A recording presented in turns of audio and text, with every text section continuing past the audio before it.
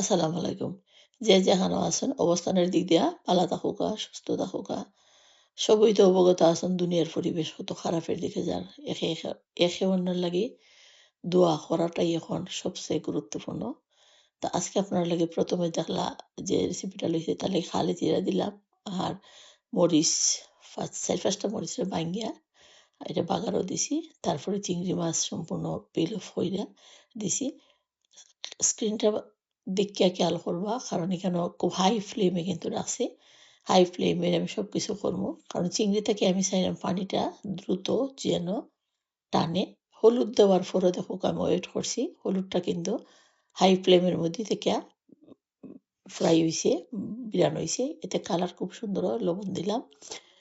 তারপরে লবণ দেওয়ার পরে ফ্লেম এমনি সেমই রইয়া গেছে। কারণ আমি অনেক ভাজাভুজি করি। হাই ফ্লেমে দেই। এতে কিন্তু খুবই একটা আলাদা একটা মানে টেস্ট আয় হানির। আলু দেওয়ার পরও দেখো সেম ফ্লেমে আছে। আলুর লাইটা ছেড়ে আলু, চিংড়িও সিদ্ধ হয়ে গেল, আলুও সিদ্ধ হয়ে গেছে, পানিও টানি গেল। ফ্লেম একই রকম আছে। এখন মরিচ দিলাম, ধনিয়া, জিরা গুঁড়া দিলাম। একই রকম থাকবো সবকিছু, কোনো চেঞ্জ না। মানে ফ্লেম আরকি দিয়া এটা যখন এটা ফ্রাই হইছে কিন্তু ফুরবা না। ফুললে কিন্তু জিনিস নষ্ট হয়ে যায়। এখন একটু যথেষ্ট পরিমাণে অর্থাৎ একটু বেশি পরিমাণে কাঁচামরিচ আর পেঁয়াজ দিলাম। দিয়ে সেম ফ্লেমে থাকবো। কাঁচামরিচ আর পেঁয়াজ সফট হইতো কিন্তু ফুরে যেন না। এখন আমি ঢেঁড়স ডালাইলাম। ডাইক্কা দেওয়ার তো প্রশ্নই ওঠে না, যেহেতু এটা বাজি মশমশা টাইপের অথবা একটা খুবই একটা বুঝানির মতো না, মজা হয়। এখন আস্তে হাতে এটা লাইড়া দেওয়া লাগবো। কারণ ঢেঁড়স যত বেশি লাড়বা এটা যে পিছলা বা বাড়াইব, তখন এটা সময় নিয়ে হাই ফ্লেমে ধীরে ধীরে ধীরে ধীরে ঠিক আমি আপনারা আনকাট করে দেখালাম ওই লেখান ওই কেতা করবা লাইড়া দিবা।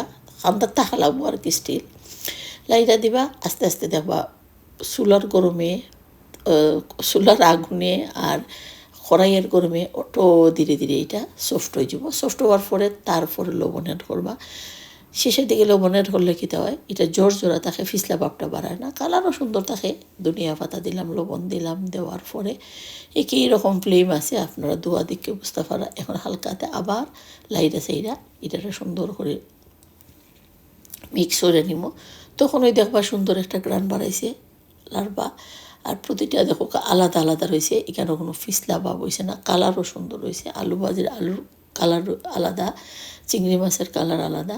আর ধনিয়া পাতা তো অবশ্যই এটা অ্যাড করলে স্বাদের দ্বিগুণ হয়। তো দেখো আজকে আপনার লাগে যেটা নিয়েছি ভালো লাগলে সেম ওয়েতে ট্রাই করে দেখবা। আলহামদুলিল্লাহ, খাইয়ে একবার আমার জানাইবা।